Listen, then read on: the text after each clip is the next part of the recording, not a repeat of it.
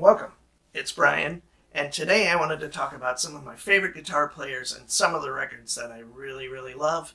And this is a video I haven't really done for a long time. When I first started the channel, I did a lot of record reviews. Some got watched, some didn't, so this is a little bit of a kind of a quick summary of some of those, so I won't drone on about each one. But I thought since the channel's grown quite a bit in the last year, that I would kind of revisit this for anyone that's interested in what I love as guitar playing that is not necessarily represented in the guitar reactions that I do. I would love to do more of these, and as you get more and more subscribers, I think you get a little more width in which to do kind of more is your personal taste, and that is my goal. So anyway, let's start. And the first one is Never Say Die by Black Sabbath. Tony Iommi is one of my favorite guitar players since I've been 14 years old. I would say he's been somewhat of an influence, and I love this record. I love most of every Sabbath record with Ozzy. This is probably my second. I love the first record. I love them all. I don't know why, but I just always love this record from the first day I heard it in the late 70s, right after it kind of came out. So Tony Iommi, one of my all-time favorites, and an incredible guitar player, and kind of the father of heavy metal. So anyway, Tony Iommi. Jimi Hendrix. This specific record, Band of Gypsies, I mention it a lot when I'm talking about Prince, and I don't trust anyone that doesn't love this record that plays guitar. It's not a rule so much as like I'm being kind of funny, but an incredible record. If you love Hendrix, this is the one to have. I can't say I'm a huge Hendrix completist, but I love a great amount of his work, and unfortunately wasn't around long enough to kind of keep on going and to kind of give us more records and to kind of give us more of where he was going, which was pretty impressive how much he was growing in a career as far as recording lasting roughly 3 years. So another huge influence is John Mclaughlin, and this record, Extrapolation, is a record that is not my favorite, but it's a really early record for him, and he went on obviously to be with Miles and the whole Bitches Brew era, which I love everything that he's on from there. Then he went on to Mahavishnu Orchestra, which is one of my first, along with Jeff Beck's Fusion era stuff, for me to kind of grab onto. And so this record's really interesting. It's from a long time ago. So I think it came out in 1968, but always kind of a great one to start with Mclaughlin before he kind of gets into the kind of really heavy overdrive / distortion, fuzz, and all of that stuff. And he's just kind of playing some kind of essentially like jazz guitar tone stuff, but in his style, of course. So John Mclaughlin, huge for me. The next one is probably bigger, and that is Robert Fripp. This is the record Let the Power Fall, and this is the first complete Frippatronics record. He had done stuff with Brian Eno on No Pussyfooting, which is a great record, but this was kind of his first, and there's been several since. He just put one out of a live show. That's kind of interesting, but this was a huge influence on me as far as like loops and all of that. And basically, I have a record that I'm working on that is essentially a nod to this kind of recording and kind of style composition. The next one is not necessarily a huge influence on me, but a little bit. And I was such a huge kind of like heavy metal kid, and I loved Randy, and my first concert was Ozzy Osbourne and Motorhead on the Blizzard of Oz tour. And I had lots of kind of funny Instamatic pictures of Randy playing guitar, which I wish I had. They're all out of focus and terrible, but anyway. I really think Randy was amazing, and this record shows it, and I think he just needed another record or two, and we would have seen like a completely different player. this is one of those records that I point out as like a great pivotal point in like metal or hard rock guitar playing. And the songs are amazing. I'm a huge Ozzy fan for the most part. And Diary of a Madman, that's always in there. Another kind of fusion one, Allan Holdsworth on the Tony Williams record. They did 2 records together with Lifetime, Believe It, and $1 Million Legs, I think it was the second one. This is a collection, but I love Holdsworth's playing this period. This is probably mid 75, something like that, 76. I'd have to look. But I love his playing. It's a little more grounded for me. It's just like a lot of, it's more overdriven, a little more just kind of shreddy, I guess. And the songs on this are really simple, but really effective. And of course, Tony Williams is an amazing drummer, was an amazing drummer. Allan was an amazing guitar player. And I love Allan with the Bruford Band, and also the one record he did with Soft Machine. That's my favorite playing of his. And obviously he went on for another, 30 years doing incredible guitar playing. But when I want to listen to Allan, this is a guitar tone and the playing I love the most. So Allan Holdsworth with Tony Williams' Lifetime. Great record. If you love rock playing and you're trying to stretch out a little bit and hear someone do something really unique, most players know who Allan Holdsworth is, but if you're younger, check it out.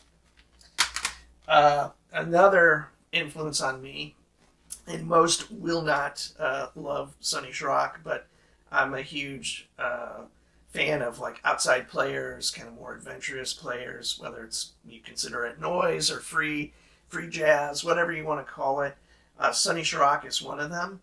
He had he didn't have a lot of output in his career, but he did a little bit of work with Miles in the 70s.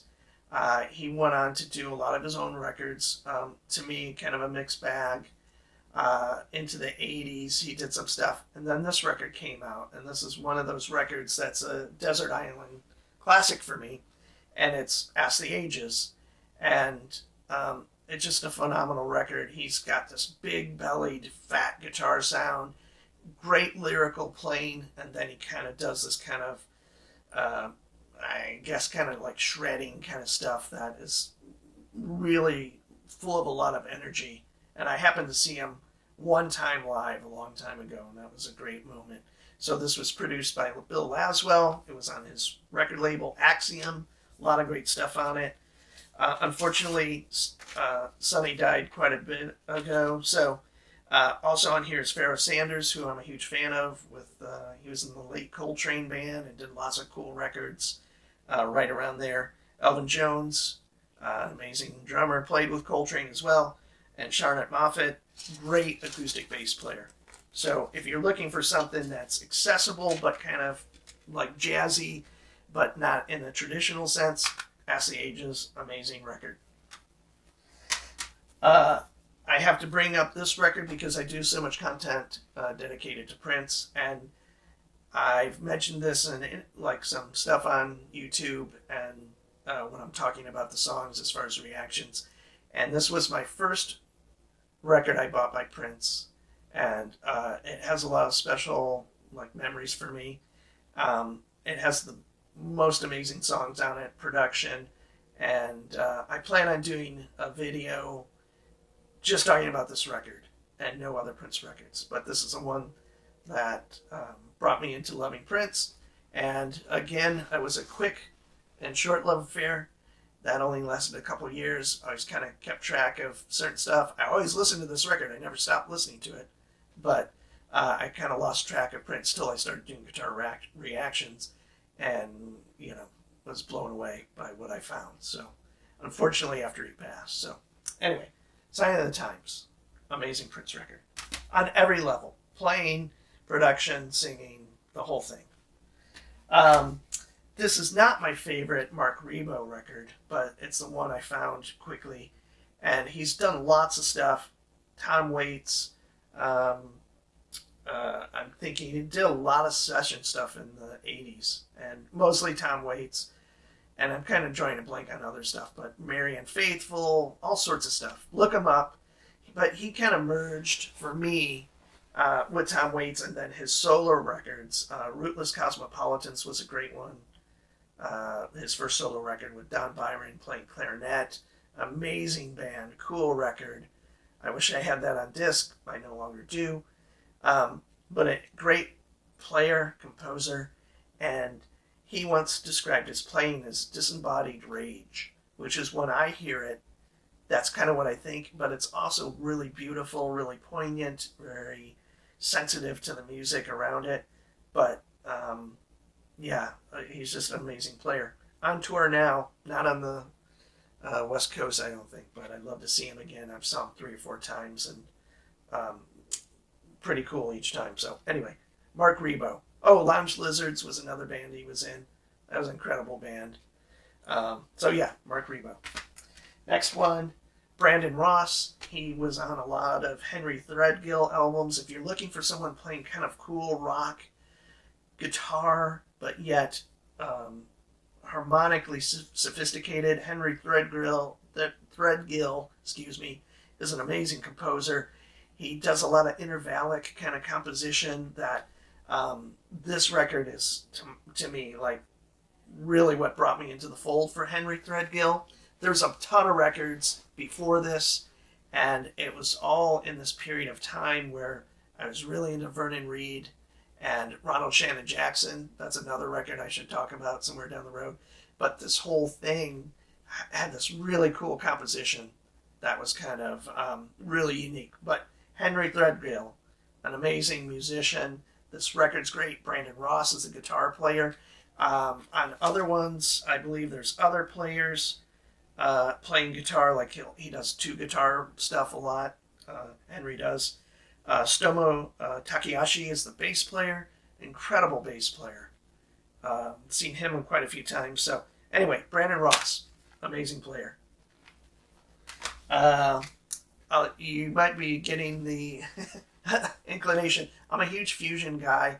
I grew up listening to hard rock, like I said, Scorpions, Judas Priest, Van Halen, all of that stuff, all the stuff that was popular in the mid to late 70s. And then I got turned on to probably early 80s, I think. I was still listening to rock mostly. About 81, I heard King Crimson and Discipline. I had heard early King Crimson and was kind of a fan. But all of that stuff kind of started to coalesce into a huge, like, fusion fascination, where I stopped listening to rock pretty much for about 8 years. And, I wouldn't turn it off, but I wasn't actively listening to it. So I was a huge Al Di Meola fan. This is his first record outside of Return to Forever. Romantic Warrior, No Mystery were the records he was on. He was 19 when he joined Return to Forever, and an incredible player. But this is his record, and it's so cool. It's kind of like progressive fusion or something. There's a lot of great players on this. The subsequent records, Elegant Gypsy's incredible, but he had kind of coalesced his sound into kind of the sound you know Al Di Meola from in the 70s, the fusion stuff. Casino was the next one. And I still listen to a lot of this stuff. So on this, Stanley Clark's on bass, kind of a cool mix of people. Anthony Jackson, who would go on to play with Al for a long time. One of the best bass players in the world. Super intelligent, really thoughtful, knows a lot about music, plays 6-string, played with Shaka Khan, played with lots of people. Great bass player. And Jaco Pastorius is on here as well. So anyway, if I were probably to start with Al Di Meola, I would start with Elegant Gypsy. But if you want something a little more interesting, like it's a more varied record, I love this record. The Wizard, Land of the Midnight Sun, some kind of funky stuff on it, some really great rhythm work, and an amazing player to this day. So anyway, Al Di Meola. The next one is Raoul Bjorkenheim. This is the record Blixt. This is a trio with Bill Laswell and Morgan Agrin, who's done a lot of stuff with a lot of different players, kind of some Zappa associations, I think. Bill Laswell speaks for himself as far as bass playing goes, and what a cool producer. He's played with Buckethead. I mean, played with Sean Lane. I mean, I don't even know all the stuff Bill's done, but his solo records are really great as well. I'm trying to think of the one I really love, but there was a while where I bought almost anything that Bill Laswell produced or played on. So, but I'm actually here to talk about Raoul Bjorkenheim. He's from Finland, and I think he's Finnish-American, and he takes the quintessential stuff of Jimi Hendrix spirit, but merges it with like outside guitar playing, but really melodic. And he was in a band from Finland called Krakatoa. They put out 3 or 4 records on ECM, and they are mind-blowing. He was a huge influence on me for more of that adventurous guitar playing. Uses a lot of tremolo work, high gain sounds, but anyway, huge guy. He's not very popular, unfortunately. He should be. He's amazing. So, Raoul Bjorkenheim. Check him out. Krakatoa is probably where I'd start with him.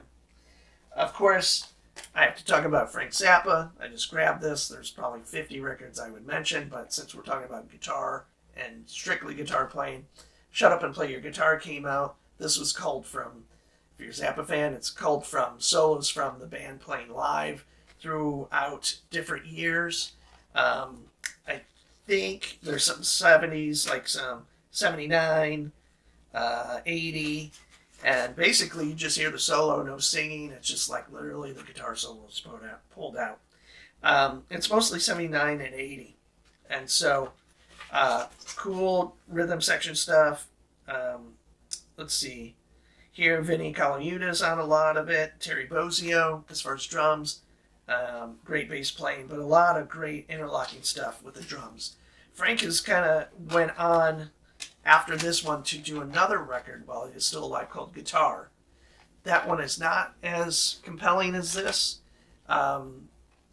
This one has a lot of cool effects and has a really unique sound to it. But if you love Frank's guitar playing or you want to hear him play guitar and that's all you want, this is the record to go for. Like I said, there was another one that came out in the 80s before he died called Guitar. Then another one came out after he died called Transfusion. I haven't listened to that one for a while, but, anyway. I'm a huge Frank guitar playing fan. I love Frank. I'd love to do more stuff of his as far as guitar reactions. I'm slowly doing more and getting a little more response. And, yeah, I love Frank. And I was lucky enough to see him on his last tour. And here's the funny thing about it.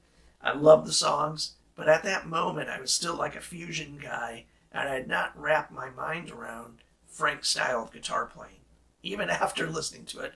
Well, actually, I think I'd only been listening to it for about 10 years. And I remember whenever, he started a solo, you could hear the whole room vibrating, because he had all his cabinets under the stage usually, or behind something. They weren't pointing at you. So you'd feel like just the bottom of the floor shaking. And I remember after like the second or third one, I was really bored. And I can't believe I thought like that, because now I would die to see anyone get close to what he did on that tour or any of his tours. So Frank's a huge influence on me.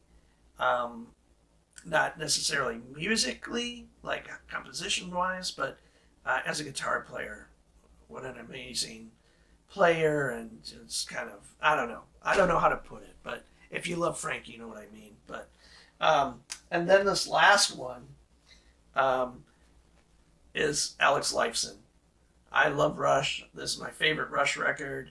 I have to say, if I were talking about Rush, I would have to mention Caress of Steel. 2112, I love, but I love Caress of Steel. I love Hemispheres. Permanent Waves. I didn't own Moving Pictures for probably 20 years after it came out. I've kind of grown to like it.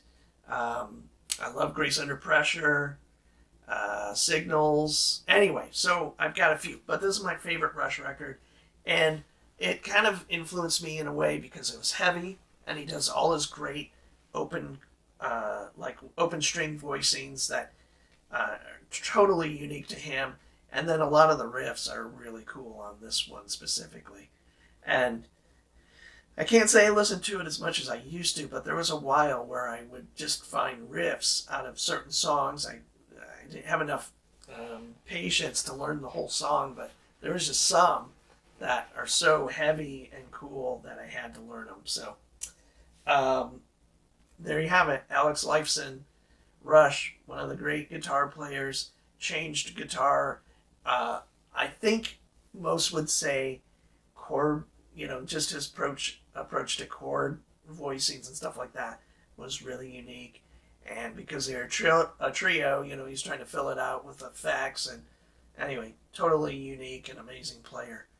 And I think one of my favorite guitar solos, I'd have to listen to it again, is on Permanent Waves. And I believe it's Natural Science, but it's like one of the most cool, intense guitar solos I've ever heard. But I don't necessarily look to him for the solo, his style as far as the soloist, but just the chord stuff and guitar tone and kind of the riffs and stuff that he came up with. So there you have it. That's roughly, 10 or 12 players. There's a million more. Please comment if you have a favorite player, and I'd love to know it. If you share some of my favorites, maybe name your favorite record. I'd love to hear that as well. For the channel, I cover mostly young players, and I'm a big fan of Prince. I'm a fan of Polyphia. I wouldn't necessarily listen to Polyphia like in my car, but I really love that kind of cool new approach to playing. That's really interesting, and they're such amazing players. It's hard not to love what they do. Black Midi, I'm kind of spacing on the guitar player's name, but that's a cool new interesting band that kind of goes along with like a Marc Ribot or more adventurous guitar playing, more out there stuff. And I do Muse. I think Matt's a great rock player that does some great fuzz type riffs, and they're a great band as well. What else do I do? A lot of Buckethead. Buckethead's, speaks for itself as far as a great guitar player. Hopefully you enjoyed this, and if you watched this far, thank you. And please comment. I would love to hear what other people love, especially if you're younger or if you've just been turned on to these people. That'd be great. I'm Brian. Thanks for joining me. Have a great day. Bye.